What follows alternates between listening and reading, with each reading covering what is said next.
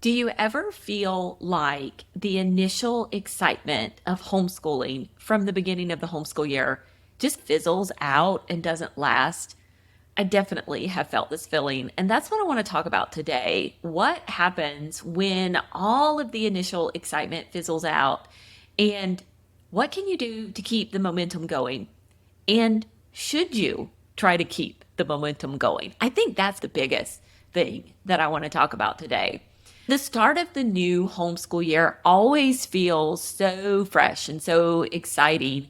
To me, anyway, my kids don't necessarily feel this way about it, but I get that same kind of back to school feeling. You remember when you were a kid and you got new clothes and you got new school supplies and everything was bright and shiny and new and you got to go and meet your teachers. And I went to public school. I don't know about you. A lot of you probably did. And it was just such an exciting time of the year. And I still get that excitement at the beginning of the school year.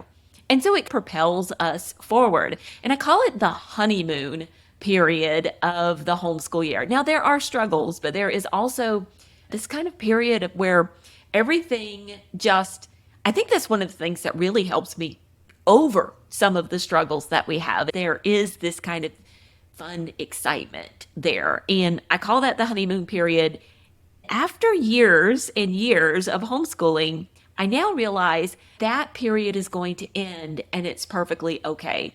Because you see, back in the day when I first started homeschooling, we would have this intense excitement at the beginning of the homeschool year. And I thought, this is great. This is wonderful. We were so consistent. Everything was fabulous, but it would stop. And then I would feel really bad about the fact that it was stopping. I wasn't able to maintain that same kind of fabulous intensity throughout the entire school year. We would get to November and things would start to get hard and be a slog. And we'd take a few weeks off in December and we would come back strong in January. And then February would just knock us flat.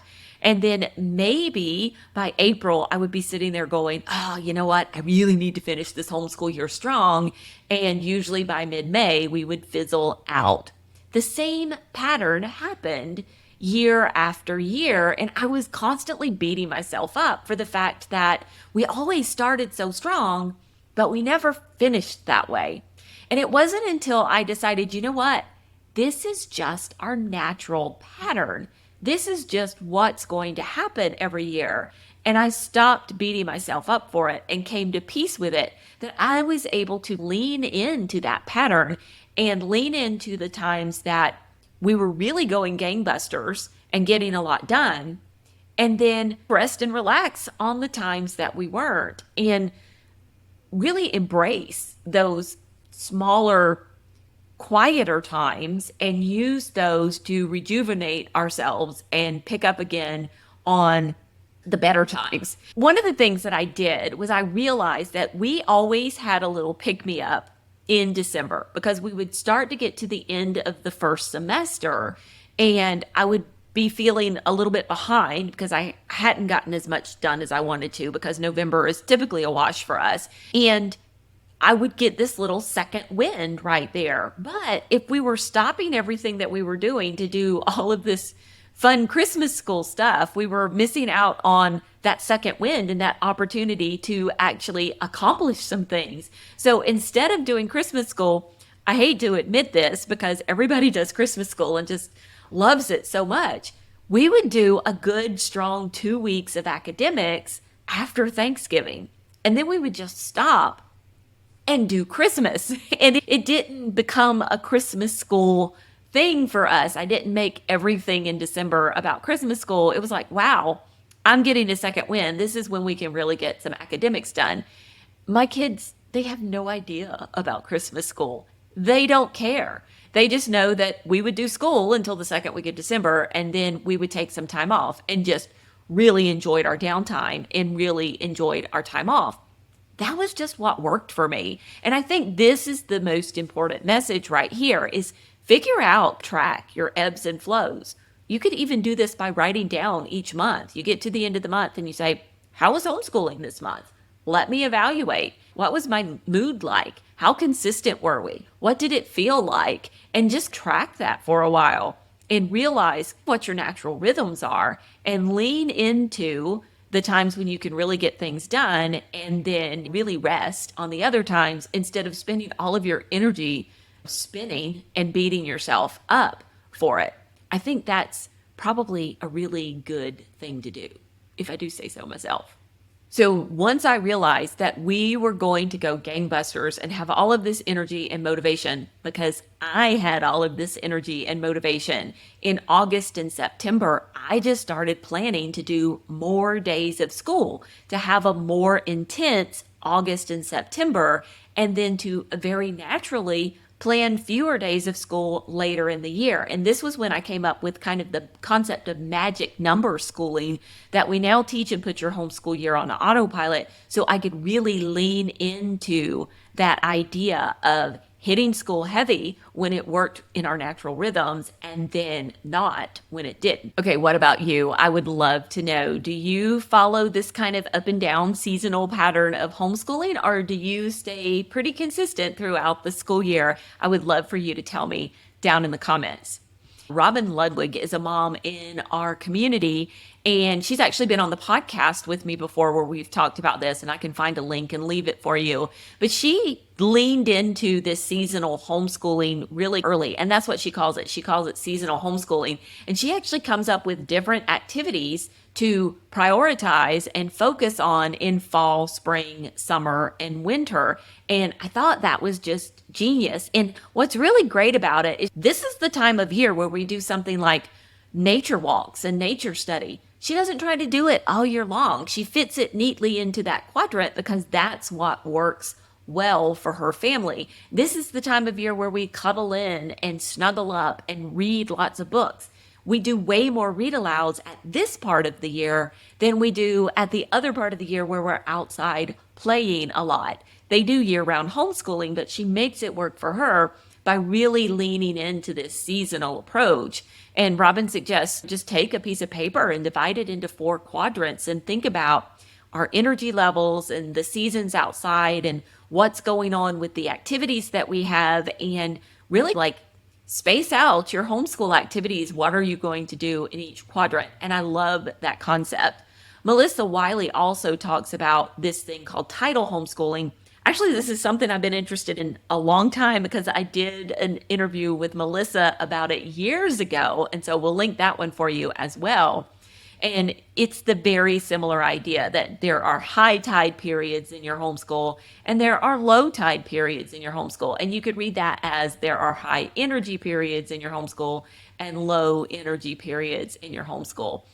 But I think the biggest thing is to manage your expectations around the fact that there are going to be these high and low periods. We are not meant to maintain that same level of intensity all throughout the year, and that's just so important. And so what are some things we can do?